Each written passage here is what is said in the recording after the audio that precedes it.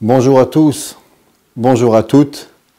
Aujourd'hui, j'aimerais vous parler d'un sujet très particulier. Il y a un jour, un homme a demandé « Est-ce que je suis un juif français ou un français juif ?» Je n'ai pas véritablement compris la question que voulait dire un juif français ou un français juif. On est juif, on est juif.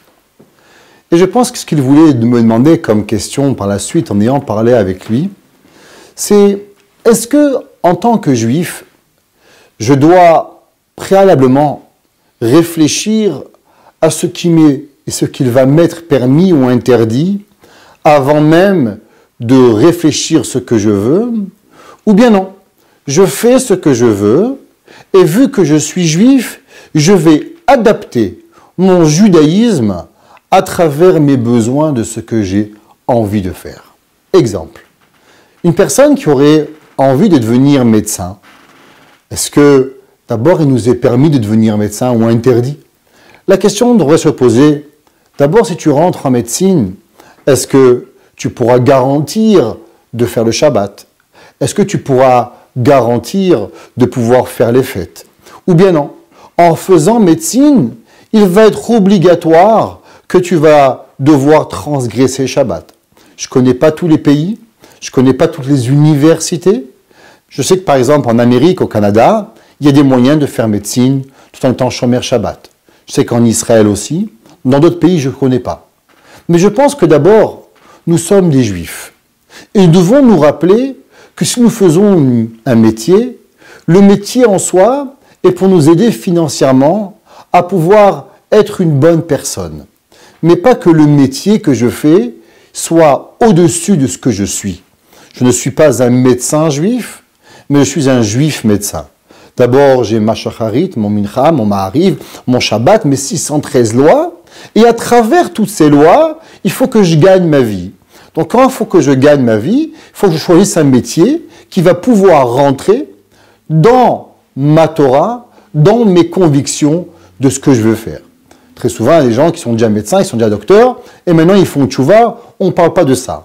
Mais on parle d'une personne qui a le choix de réfléchir, et elle doit se poser ces questions en choisissant tel médecin, tel métier, est-ce que je pourrais être un bon juif? Exemple, j'ai rarement vu dans des pays des juifs policiers. Pourquoi?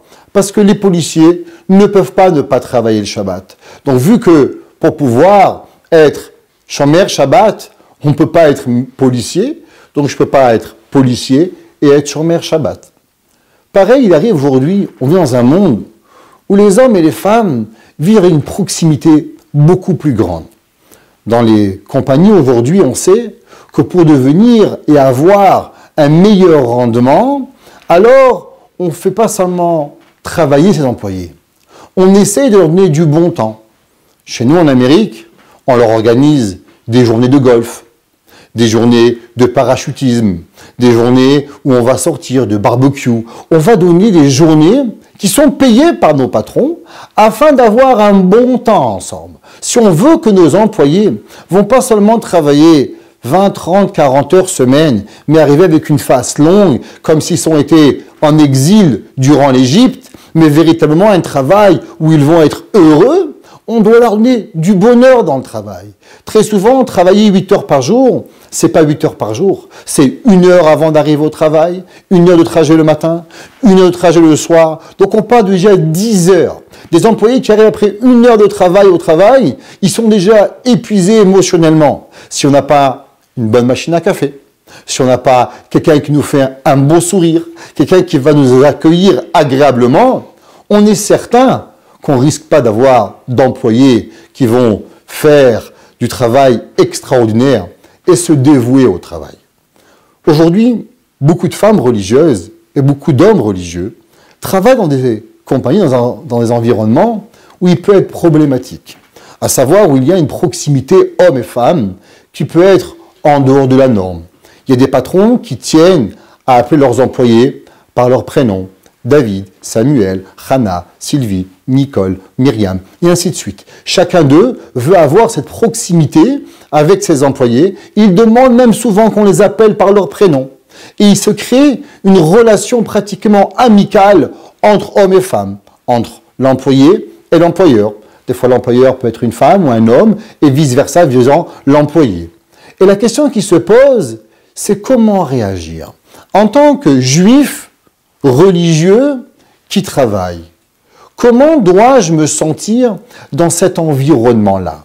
Est-ce que je dois vivre et dire « je ne peux pas travailler dans cette compagnie » vu qu'il y a une proximité trop grande entre les hommes et les femmes qui ne me respectent pas, qui n'arrivent pas à respecter qui je suis? Ou bien non, je dois faire ma parnassa et alors je dois subir et la vie m'amènera à ce qui arrivera. Tout d'abord, je pense qu'il ne faut pas oublier que la parnassa ne vient pas ni de vos diplômes, ni de votre travail, mais la parnassa vient de Hakadosh Baruch Hu. La Gemara, le Talmud nous dit « Kol mezonot shadam ketzuvimlo mirosh shana ve'ad yom kippurim » Il y a 10 jours par année où Hakadosh Baruch Hu va décider combien nous allons gagner. Il y a des gens qui sont des médecins qui ne se font pas d'argent. Il y a des gens qui n'ont jamais fait d'études, qui sont devenus millionnaires. C'est Hakadosh Baruch Hu, et il faut avoir cette véritable émouna profonde et se dire que c'est Hakadosh Baruch Hu qui nous nourrit. Comme le Talmud dit, on n'a jamais trouvé une mouche à aller travailler. Jamais trouvé une fourmi qui veut travailler pour nourrir. Hakadosh Baruch Hu nourrit l'humanité. Hakadosh Baruch Hu donne à manger à tout l'univers. Pourquoi va-t-il m'oublier ou vous oublier? Tout d'abord, il faut se rappeler que dans ce bas monde, on n'est pas venu pour travailler. On est venu pour servir Hakadosh Baruch Hu. Afin de servir Hachem, alors j'ai aussi besoin d'une parnassa. La parnassa n'est pas le but. Être avocat, être dentiste, être juge, être docteur n'est pas un but en soi, n'est qu'un moyen pour pouvoir vivre mon judaïsme meilleur de ce que j'aurais pu le faire sans avoir un travail. C'est ce que je pense. Alors automatiquement, la question qui se pose, que dois-je faire que quand je suis dans une situation où mon judaïsme est attaqué par mon patron, par mes collègues? La réponse, elle ne doit pas être rabbinique, mais la réponse, elle doit être par rapport à vous. Qu'est-ce que vous voulez? Est-ce que vous voulez être un juif ou une juive qui travaille ou un travailleur juif?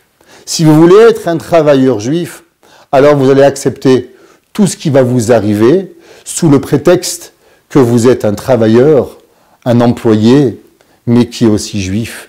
Mais si nous sommes au préalable un juif, et pour pouvoir faire mon Shabbat, pour pouvoir arriver à connaître et à me ressentir profondément dans ma connexion avec Hakadosh Baruch Hu, et quand je rentre dans cet environnement-là, ça me sépare de ce que je crois, alors ma priorité n'est pas mon travail, ma priorité est qui je suis.